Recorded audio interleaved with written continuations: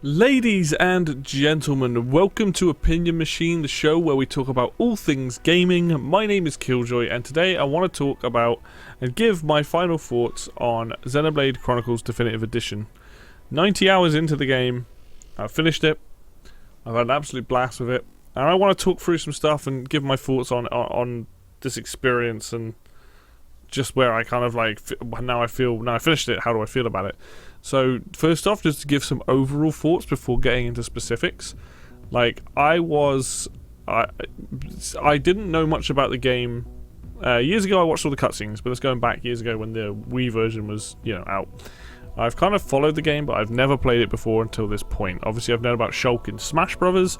That's primarily where I heard the music, where I got to know the character, all that sort of stuff. So playing through this for the first time, I was worried when I bought it that this may not... I'm not the biggest RPG person, and this may not grab me how I want it to grab me.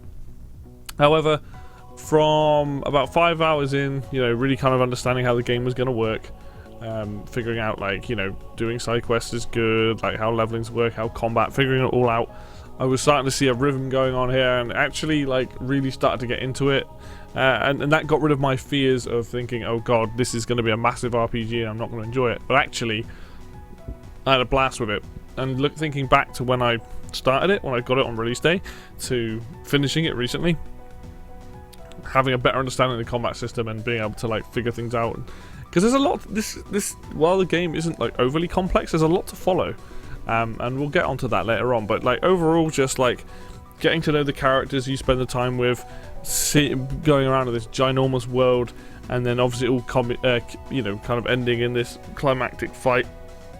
It was a really good experience, and this is definitely one of the best RPGs I've ever played, hands down. I mean, this and some of the most recent Fire Emblem games as well. I know they're very different, but in terms of just really solid RPGs, easily some of my favourites. Now, before I carry on, I do want to say this is going to be spoiled. There are going to be spoilers in this, so if you don't want to be spoiled, I mean, the game's 10 years old anyway, but if you don't want to be spoiled because you're still playing it, then maybe don't come back to this. But I want to talk about all the characters and things like that, and that's where we're going to start. We're going to talk about the characters, and primarily the playable characters in this. As someone who lives in England, and, I understand that some of the voice acting in this game can come across very cheesy, and some of the dialogue, the delivery is a bit weird. But I absolutely grew to love a lot of these characters, specifically Shulk, Reyn, and Dunban primarily were the ones I really liked a lot. I didn't have a problem with Melia, Ricky, or Fiora, but Melia kind of doesn't pop up a lot, apart outside her parts of the stories. Fiora's kind of much more at the end of the game, and Ricky's kind of just there, but he's still the dialogue between these characters, whether it's in cutscenes or in the heart-to-hearts and stuff, is still pretty well written and funny. But the Shulk-Reyn relationship that's going on through the game, where it's two best friends, and it kind of reminds me, I kept saying this, it kind of reminded me of Reyn being Samwise Gamgee's from Lord of the Rings. He's there helping Frodo, but he's the best friend character, and he's there to do that. And Reyn has some of the cheesiest lines in the entire game, but his whole thing is I'm here to help you out and protect you and just be your best bud. And he's a bit of a meathead, but his heart's in the right place. And he was probably one of my favourite characters. I forgot to mention Sharla as well. I forgot about Sharla. Whoops. Sharla, who's basically the healer. I used her a lot. I liked her too. I kind of like the way that her Reyn's really into her, but she's obviously technically engaged or married, I think. Excuse me. And yeah, it's really, really cool. Reyn, Shulk I love as a character anyway. Adam Housen, who voices him, does a fantastic job of when he screams some of the lines out and things. Shulk's great character, Reyn's great. Dunban I like is kind of like a father figure or mentor. And just the main cast is just a lot of fun. They all have their moments where they're really, really good, but their play styles as well. For me, most of the time, it was Shulk, Reyn, Dunban, Shulk, Reyn, and Sharla. That's what I tend to have. And I tend to just play Shulk. If I was leveling up or trying to increase their affinity with one another, then I would switch out and stuff. But for me, I liked Shulk having the Monado stuff. That was super useful. Reyn was a really good tank. Dunban did a lot of damage, and then Sharla's really good if you just need consistent healing. which is really cool. Melia I didn't really use because she's technically the spellcaster of the game. I didn't really use her that much. I feel like maybe certain builds might be really OP with her. Ricky, I know he's a tank, but I don't really like Ricky and Ryan, cross over quite a bit, but Ricky's still got some cool abilities. And Fiora late game, I definitely used her a lot. She does a shit ton of damage. Holy crap, she was like slashing people up. She gets basically this drone ability. It can either be a giant laser or these swords, and man, does it do damage! Like, whoo. That was pretty intense. So they all have their uses for sure. I just had my preferences of who I personally preferred and what abilities I preferred them to have, which is nice because you get more abilities than you can actually slot in, so you can change things up whenever you want. And obviously the AI is responsible for those other characters, so you kind of want to hopefully rely on the AI using the right moves at the right time. And for the most part, I didn't have any issues with my AI partners. There were a couple times there was a few issues, but all in all, the characters, the way they play, the way that they're written, I really like them. And that kind of leads me into the next thing, which is the environments, which also tell a story. Because you are on two giant titans, and you've got the one that's basically all about like life, and the other one's about, or I should say like it's all bio versus mechanical, basically. And exploring those environments was so cool. Like going to like the caves and like Gower Plains is a fantastic location in this game. The music, which I'll get onto later, but just helps that place really show. This game does a really good job of making it feel like a living, breathing world. There aren't a massive amount of humanoid people you can speak to outside of like hub worlds in certain places, but roaming around the world and there's all these different enemies and things, like it's so much fun to explore the new areas. When you get to Mechonis, it's all mechanical, and like you get to the fallen arm and things, there's so much fun stuff to like look at and enjoy and appreciate, and that's a lot of fun. Like it's so good to be able to run around these environments and always be surprised, next time you're in like a swamp or marsh, and then next you're up on like a mountaintop, and then suddenly you're in the middle of a city that's all mechanical and things like this. They just did a really good job, and these areas are massive. When you think you've explored them all, you come back to them later on and you're in other areas and things. It's just they just did such a good job designing these places that you go to, and each place has its very own unique flavor, unique character. The different types of enemies that you meet or creatures in those worlds, the different types of there are lots of mechon that you fight as well. There's just so much stuff that they just did to really emphasize the scale of things, but also to really kind of show that as you're working your way up the Bionis, things change, and you go from like one area to the next, to the next, to the next, to the next, and then you get to the Mechonis and it's completely different.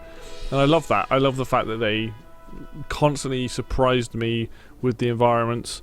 And something I really liked was the day-night cycle, because, and this ties into the music, which I'll come on to now as well, like the music was just an absolute wonder.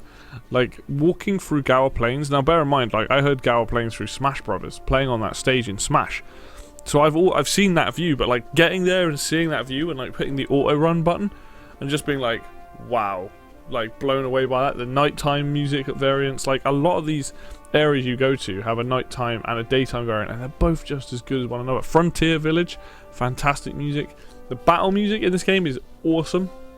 You've got your standard battle music, then you've got like the sort of rare enemies or unique enemies where like it kicks in with like, it's not the boss theme, it's more like a mid-boss theme kind of thing, and that track is really, really cool. There's a good boss theme. Yeah, just all in all, like it's just so, everything adds to the world building and everything adds to the experience. The fact that the music is as good as it is really enhanced my personal enjoyment of the game. Like going through it and just being like, putting the controller down or just spinning the camera around. I mean, you've seen I did a video on this talking about first impressions and things.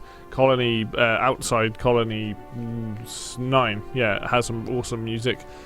Just everything about this game just is like, it just led to a really incredible experience. And the characters, environments, and music alone put together this fantastic world running around it, including the enemy types. There's a lot of different enemy types in here, and it just, everything kind of just it flows. There's a really nice flow to this game of you exploring, discovering, trying to avoid certain enemies, that different types of enemies.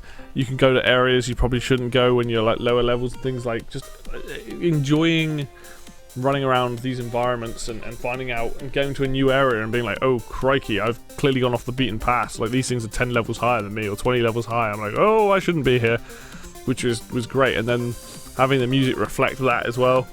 And going back to the characters themselves, like when you're in combat, and combat I'll come back to later, but like when you're in combat and the characters are constantly talking to each other and encouraging each other, and like you can use that as a sign of like, oh, we need to do a chain attack now, or oh, when they miss, they get like, you have to go over and encourage them, or like you kill an enemy and they're like, yeah, let's go, and all this stuff. Like, I loved all that. Like, it's like everyone's like super like, we're a band of friends and we're gonna like fight and win, and this constant like hope. This game is very hopeful.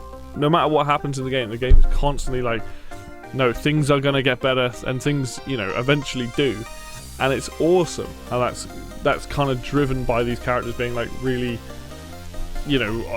there for one another basically, and it's just awesome.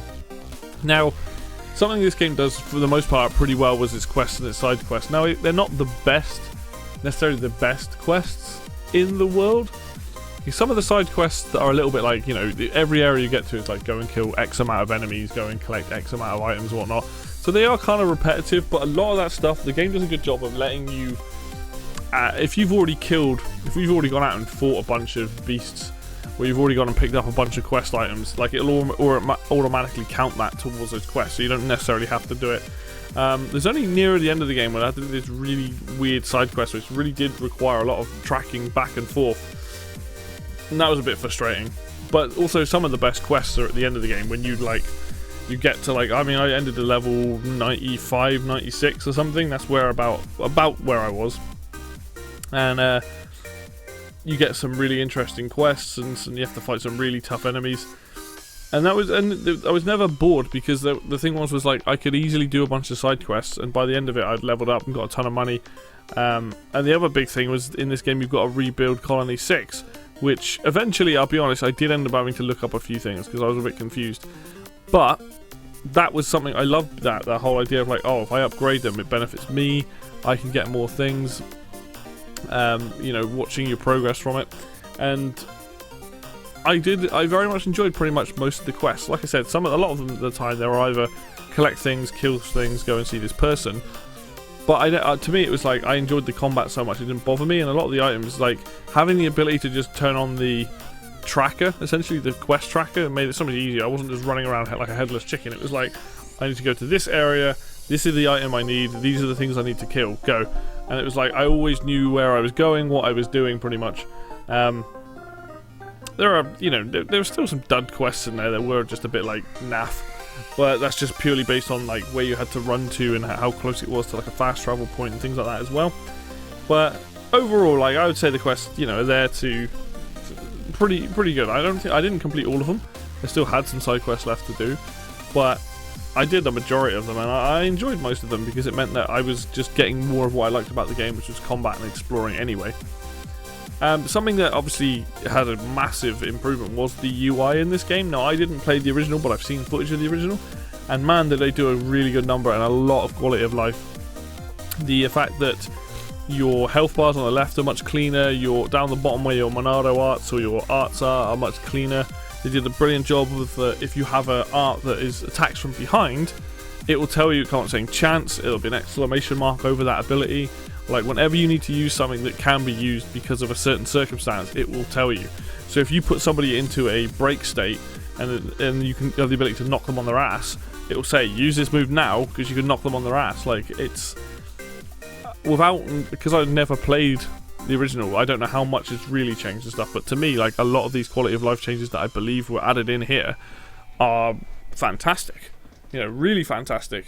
And it made that enjoyment all the much better, like being able to go through the menus and really understand where the arts parts were, where the skill tree bits were, looking through weapons and gear. Everything was very clean, very clear, never really got confused or anything. There's quite a lot of information there. Like the skill trees I didn't fully understand until probably like 20 hours in, and I finally figured it out, and I was like, oh okay, I kind of get this now. But there's tutorials the entire time. You can just bring up tutorials at any point. And that's what's so good about it. It feels like the UI is super clean, It's stylized to a degree, but super clean. I was never really confused or anything. If I needed that information, I could go and find that information, which was good. Like, just really nice job. Like, and I know this is a remaster, but this is how you do a remaster right. This is the kind of quality of life stuff that I'm talking about. When they went back and made a lot of things just better and more simple, or just, you know, made it easier for players to do things that they wanted to do. It was really good. Like, it really, having not played the original, so I can't speak too much to it, but to me it really enhanced my experience. I wasn't having to battle with anything at all. I was just having a good time getting through the game. And then that brings me on to combat, because combat is obviously the main point of this game.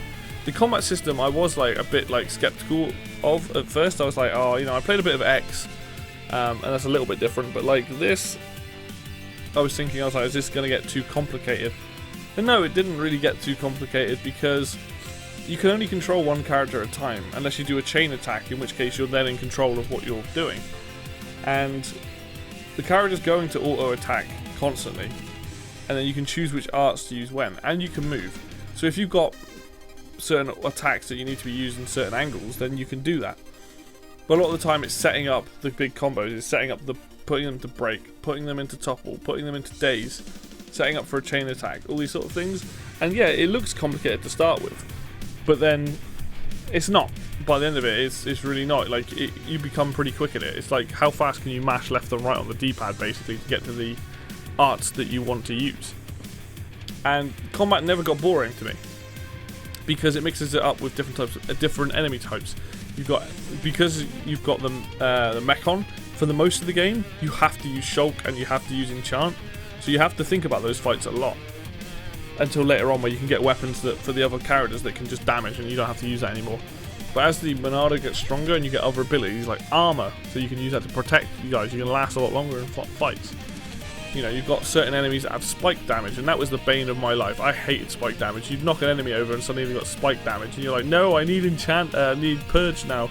So they were always the most frustrating fights. But like, the way the enemies worked, you know, they could stun you, they could knock you down, so you really had to like constantly think about what you were fighting and how to fight different enemies. And I like that. I like the fact that it wasn't straightforward. Like, so to start with, it probably was. But as the game goes on, you're definitely dealing with a lot more enemy types, and yeah, it's just really like, it just does a good job of keeping things fresh. And every area you move to, you know, they're either the same level or higher, so you don't ever feel like you're having to grind too much. I did some grinding at the end because I wanted to be at least the same level as the final boss, or a decent level. But then I was trying to do side quests as well, and I was like really grinding away in one of the very last areas. It was tough, but I was like zooming up levels pretty quickly, and that was great. Like, I had a real good time with that. So all in all, like, this has been a incredible experience. I know there's things I haven't really touched on, like skill trees and the different arts, and there's certain bits like that as well, and the affinity things as well. But just for me personally, having a fantastic cast of characters, and that I'm just talking about primarily the main characters. We haven't even talked about like some of the boss people or the other non-playable characters that are in it. But for me, like the playable cast, the environments you go to, and just how great the music is. The combat was a lot of fun. The UI is really good, and the questing and how that works was just nice and easy. All came together in an incredible package, and like I said, almost 90 hours in, I was just really impressed. Just really impressed with it, and honestly, just been an absolute blast to sit down and play this game at my own pace, enjoying it, you know, trying to do a lot of the side content.